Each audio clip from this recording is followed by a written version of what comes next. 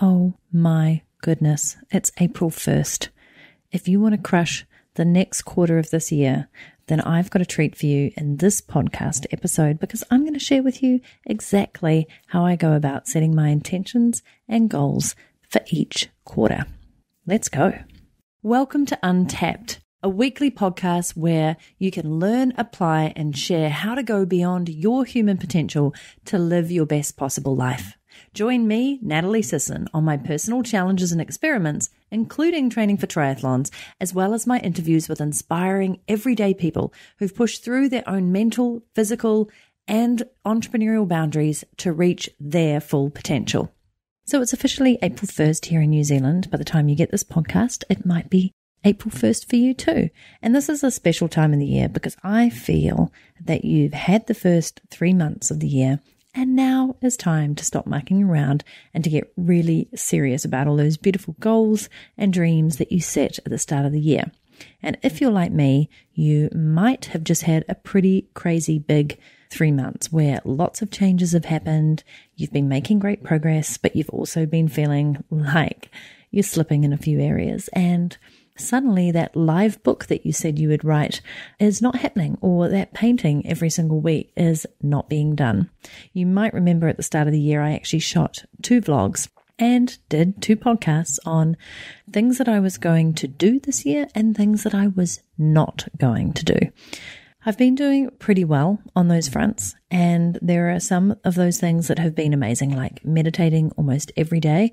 Check out my previous podcast episode with Dr. Elise Bailou if you want to learn all about the power of meditation. It was one of my favorite interviews. It's at nataliesisson.com/012, or just check the previous episode before this one in whichever podcast player you're listening into, but definitely check it out.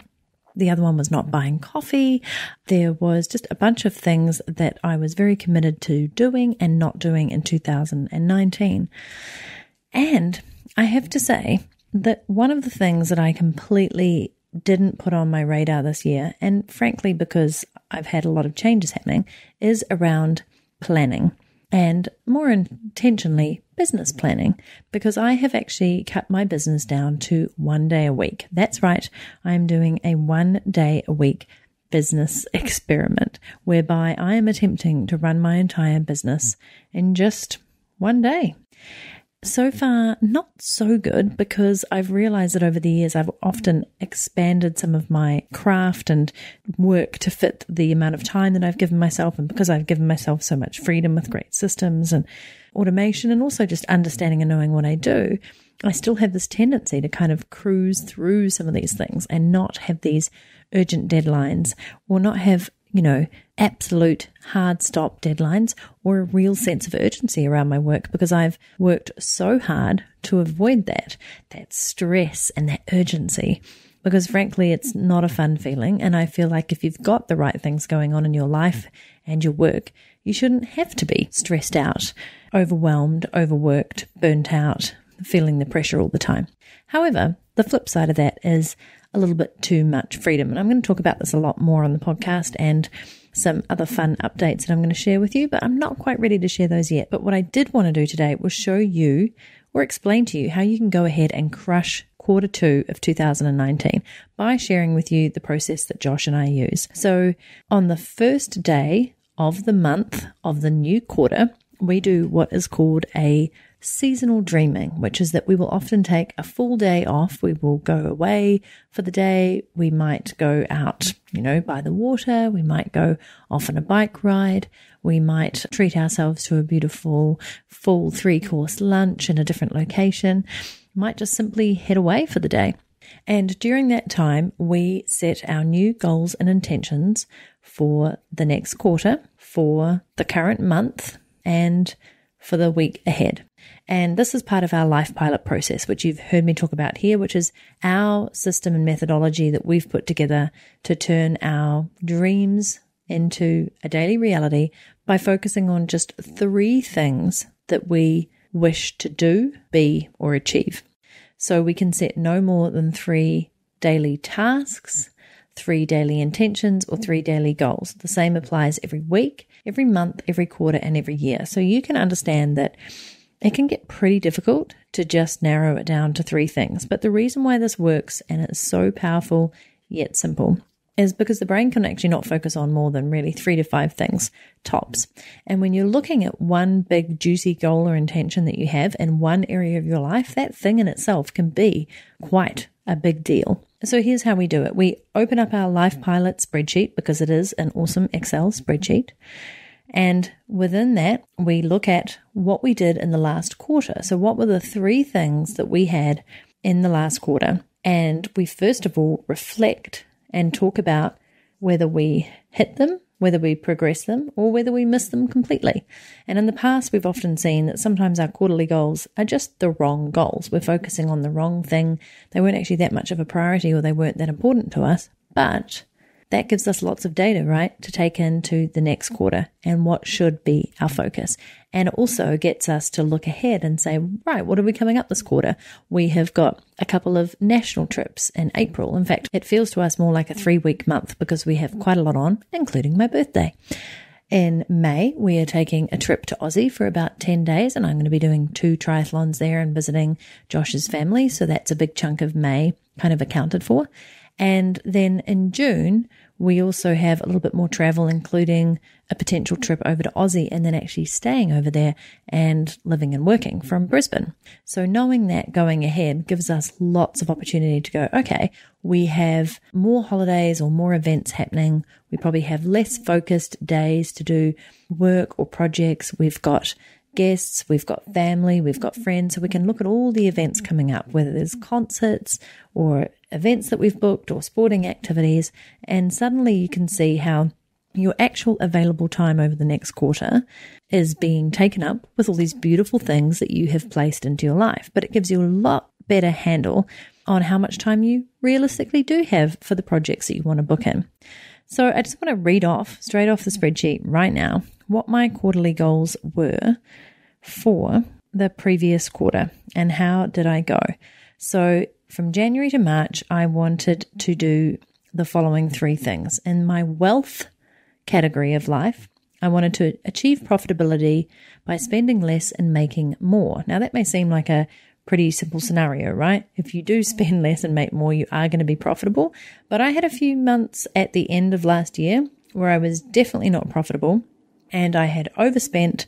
You might remember one of my podcasts around how I've saved $3,000 in an hour by cutting back on all these subscriptions and services that I simply wasn't using, and taking a really good long hard look at my financials to realize that I'd just been overspending and overcommitting in way too many areas and not focusing on revenue generating activities. So it was a big goal for me in the first quarter of 2019 to really focus on making that a reality. And I'm happy to say I probably had 3, not probably, I just checked my Xero accounting and I have had 3 of my best months in a long time. So woohoo, that one worked. So that was a big fat green hit that I was able to click on the little drop down. So the second one is my work/professional category. And for that, I had transition to portfolio career phase 1 complete. Now, what the heck does that mean? That means that I am playing around with right now a portfolio career, which is when you have, for example, your own business, perhaps you also have a side hustle, maybe you are a freelancer, and maybe you even have a job. Maybe you have all of those things, and what you are doing is designing a portfolio career that kind of suits you. It suits the many different identities that you like to take on, the variety in work that really lifts you up and energizes you, and just allows you to have yourself across a variety of sectors or industries. Sometimes for people, it's a steady source of income while you're also working on your own business or side hustle. For others, it just provides a variety and allows you to skill up in lots of different areas and be able to kind of mix and match.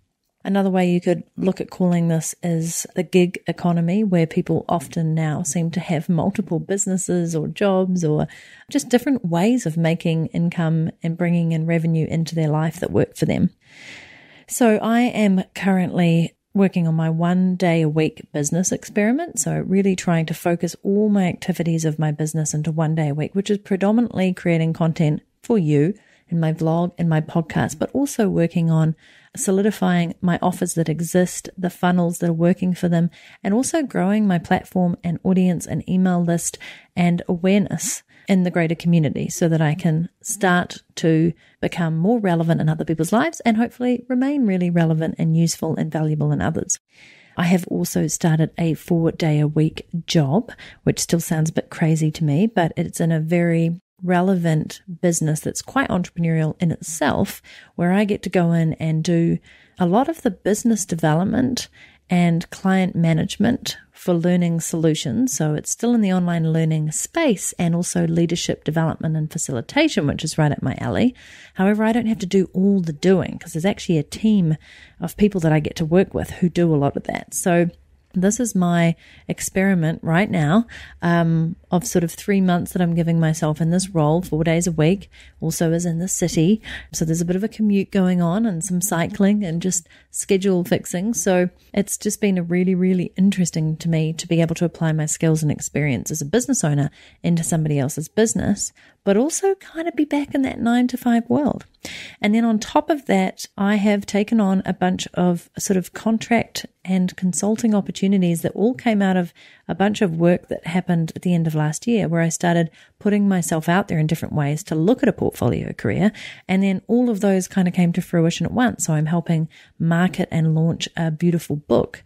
I am helping with the communications and sort of sales and marketing for a really awesome SaaS company.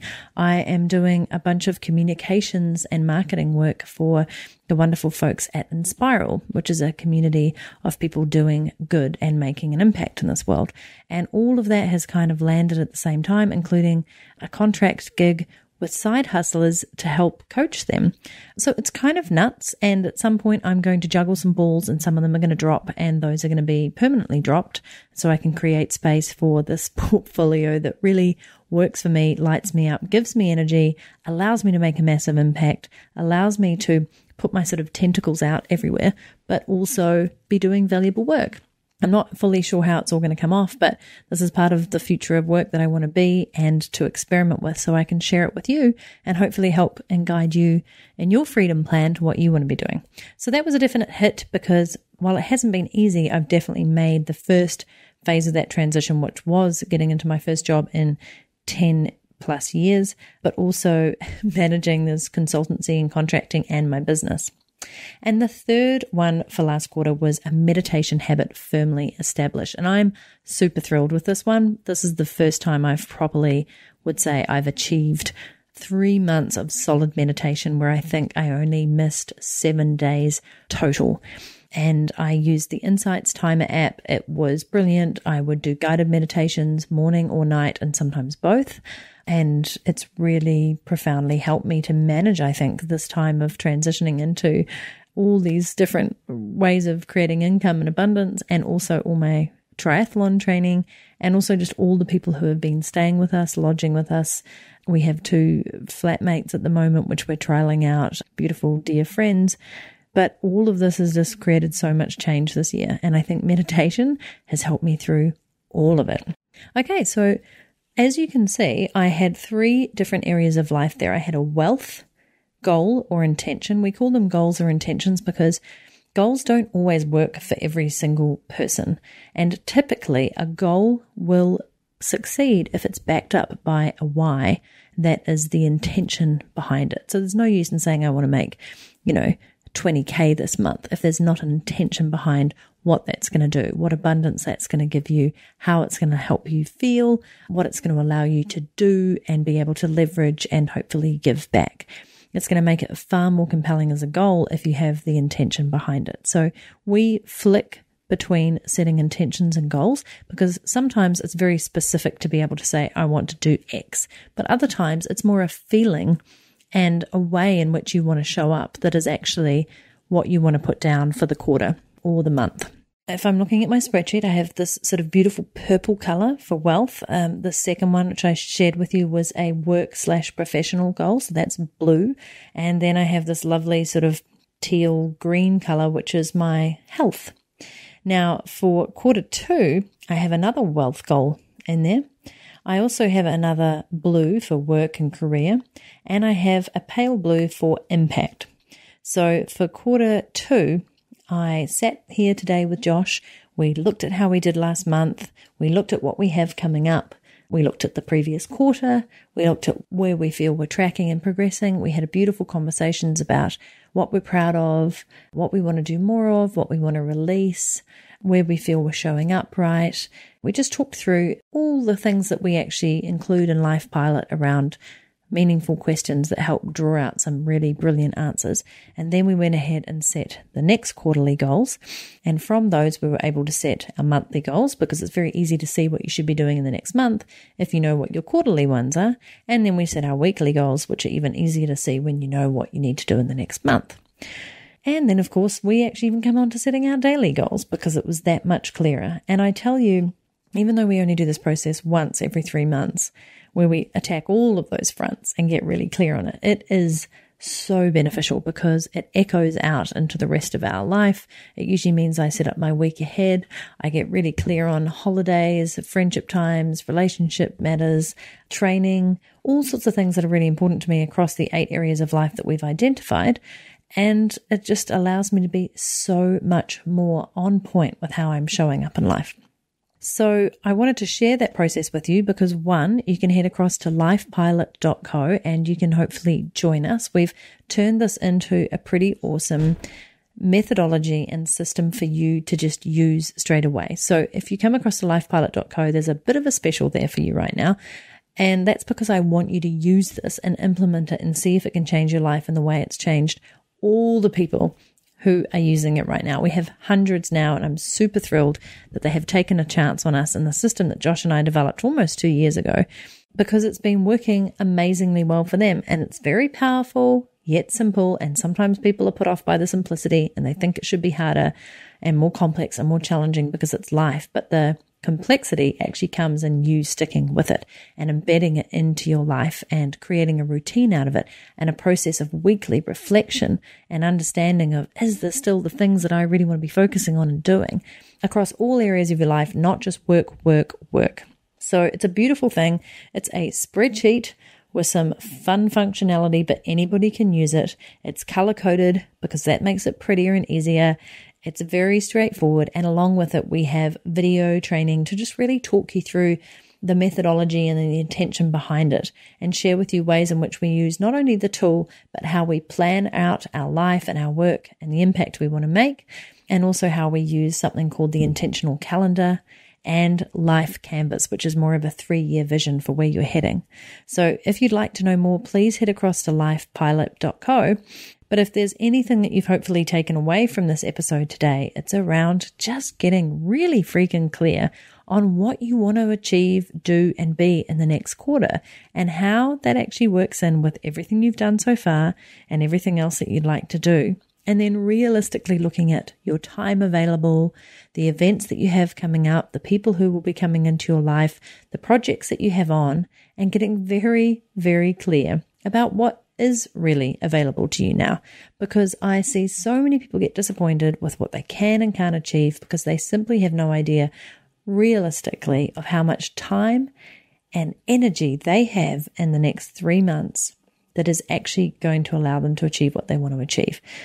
So all I want is for you to find the right system, the right tool, the right whatever it is that makes you feel like you've got a handle on your beautiful life and you are living it in the best possible way, because that's what Untapped is all about. It's all about reaching your fullest human potential and then getting to share that with others through your learnings, through your experiences. So as I said, please do head across to lifepilot.co. There's a little special on there, a little special price to come and join us because it's the first of the month. And I really want you to delve into this. If you don't like it, no problems. Totally get a refund. It's super affordable. And I know it will change your life if you let it. In the comments across at nataliesisson.com/podcast, you can come across to this episode. You can also check out the other fantastic ones that are up there. But I would love for you to leave a comment and tell me about what you are so looking forward to in quarter 2 of 2019 and how you think you're going to crush it. I'm Natalie Sisson. It's been an honor. I'm popping into your earbuds every single week on a Monday to help you reach your full potential, optimize your life and work to live your best life.